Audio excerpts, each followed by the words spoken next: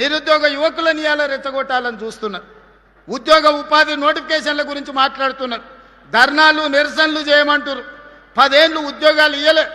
నోటిఫికేషన్లు ఇస్తే ప్రశ్న పత్రాలు బజార్లలో పల్లి బఠానీలలాగా అమ్ముకున్నారు.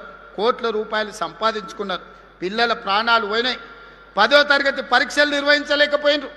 12వ తరగతి పరీక్షలు నిర్వహించిన తప్పుడు విధానాలతో 27 మంది పిల్లలు ఆత్మహత్యలు చేసుకున్నారు.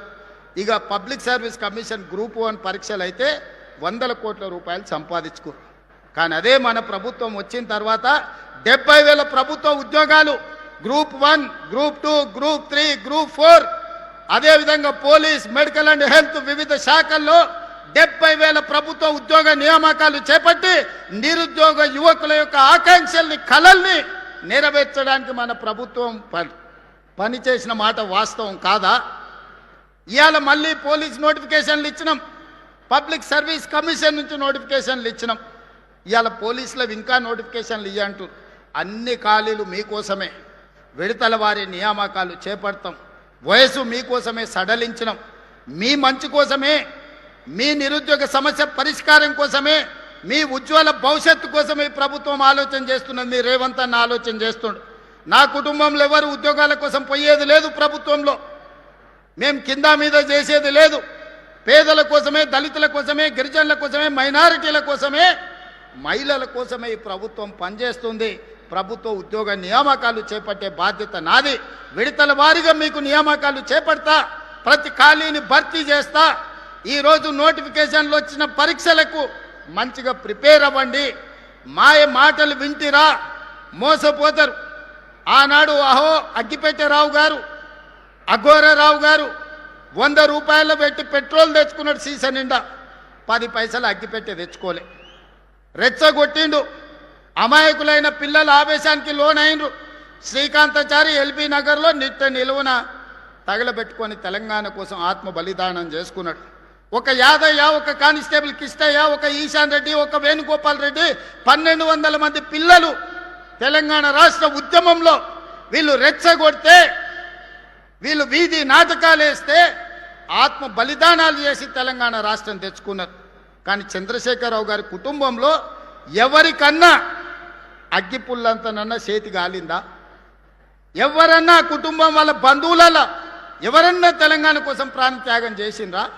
రెచ్చగొట్టాలే, మంది పిల్లలను సావగొట్టాలే, ఆ శవాల పునాదుల మీద అధికారంలోకి రావాలనేదే వాళ్ళ ఆలోచన. మొన్నటికి మొన్న మీడియా మిత్రులు చూసింటారు. తెలంగాణ భవన్లో రక్తదాన కార్యక్రమం పెట్టారు. కాళేశ్వరం గోదావరి నీళ్లు మాకు ఇవ్వండి, మా రక్తం తీసుకోండి అని రక్తదాన కార్యక్రమం పెట్టారు తెలంగాణ భవన్లో. నేను అనుకున్న కనీసం తిన్న కొవ్వు అరుగుతుంది హరీష్ రావుకు, కేటీఆర్కు కొంత రక్తం ఇస్తే అనుకున్నా. వాళ్ళ కుటుంబంలో ఒక్కడు కూడా ఇయ్యలే. అమాయకులైన బీఆర్ఎస్ కార్యకర్తలు 100 మంది రక్తం ఇస్తే ప్రైవేట్ హాస్పిటల్లో పోయి కోట్ల రూపాయలకు ఆ రక్తం అమ్ముకున్నారు. ఆనాడు తెలంగాణ రాష్ట్రాన్ని దోపిడీకి పాల్పడుతుంది. 1000 కోట్లు కొల్లగొడుతుంది. అధికారాన్ని మీరే అనుభవిస్తుంది.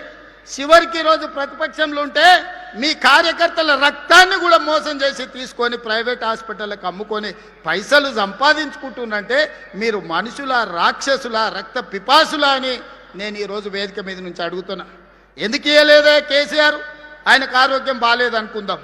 హరీష్ రావు, కేటీఆర్ పాదయాత్రలు చేస్తాం, గోడలు దుంకుతాం అంటుండు కదా. చుక్క రక్తం కూడా ఎందుకు ఇవ్వలేదు మన రక్తదానంలో అని అడుగుతున్నా. రాజ్యసభ తీసుకున్న సంతోష్రావు ఎందుకు ఇవ్వలేదు? మంత్రి పదవి తీసుకున్న ఎర్రబల్లి దయాకర్ రావు ఎందుకు రక్తం ఇవ్వలేదయా? ఎందుకు ఇవ్వలేదు? వినోద్ రావు ఎందుకు ఇవ్వలేదు? వాళ్ళు మాత్రం ఏమి ఇయ్యరు, సిల్లు గవ్వియ్యరు, సుక్క రక్తం పొట్టివ్వరు. తెలంగాణ ప్రజల సొమ్ము 1000 కోట్లు కొల్లగొడతారు. చివరికి కార్యకర్తల రక్తాన్ని కూడా అమ్ముకునే రక్త పిపాసులు ఈరోజు కేసీఆర్ కుటుంబం అని నేను చెప్పదలుచుకున్నా.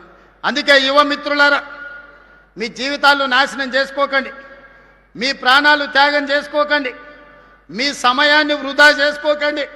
మీరు ధర్నాలను, నిరసనలను పోతే పోలీసులు ఏవైనా కేసులు పెడితే మీ ఉద్యోగ ఉపాధి అవకాశాలు దెబ్బతింటాయి. ఆనాడు తెలంగాణ ఉద్యమంలో పెట్టిన కేసులు ఈనాటికి మిమ్మల్ని వెంటాడుతున్నాయి, వేటాడుతున్నాయి.